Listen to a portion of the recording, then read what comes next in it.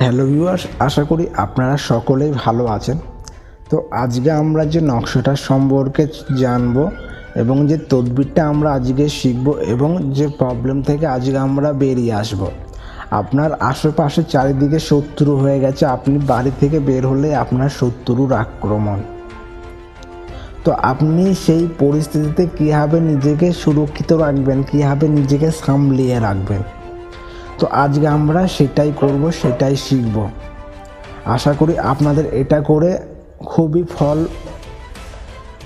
লাভ করবেন, কারণ আপনি এখান থেকে মুক্তি পাবেন।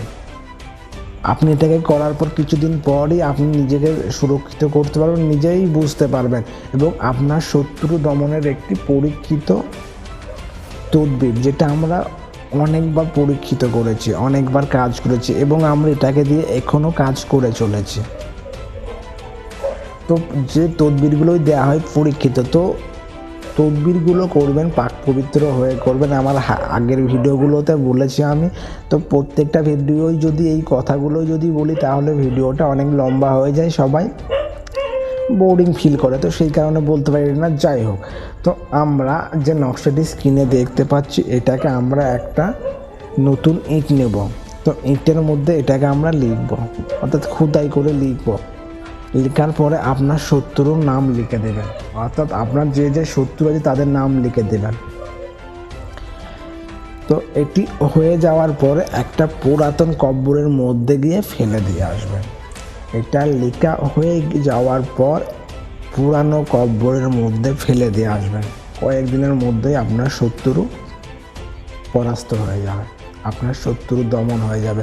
সে শারীরিক সমস্যার মধ্যে ভুগতে থাকবে, সে রোগক্রান্ত হবে, তার নানান সমস্যা তার হবে। হ্যাঁ, নেক আমল যদি করেন তাহলে আপনার ফল তো দেবে, আর যদি গালাত কাজ যদি ইস্তেমাল করেন তাহলে তো কোনো ফল পাবেনই না, হয়তো উল্টা আপনারই খারাপ হতে পারে। তো যাই হোক, কাজগুলোকে ভেবেচিন্তে করবেন, সৎ কাজে ব্যবহার করবেন, তো আশা করি নিশ্চয়ই আপনি ফল পাবেন। আর যদি অসৎ কাজে ব্যবহার করেন তো সেখান থেকে কিন্তু আপনারই ক্ষতি হবে। আমার প্রত্যেকটা ভিডিওতেই আমি বলি যেন সৎভাবে ব্যবহার করবেন। তো যাই হোক, আপনি এটাকে করতে পারেন, নিজের দায়িত্বে করবেন। যদি কোনো বুঝতে সমস্যা হয় কমেন্ট করবেন নিচে। অ্যাবাউটে আমার কন্ট্যাক্ট ডিটেলস দেওয়া আছে, সেখান থেকে আমার সঙ্গে ইজিলি কন্ট্যাক্ট করতে পারেন কোনো সমস্যা হলে। আর সবাই ভালো থাকবেন, লাইক কমেন্ট শেয়ার করবেন, চ্যানেলটিকে সাবস্ক্রাইব করবেন। ধন্যবাদ।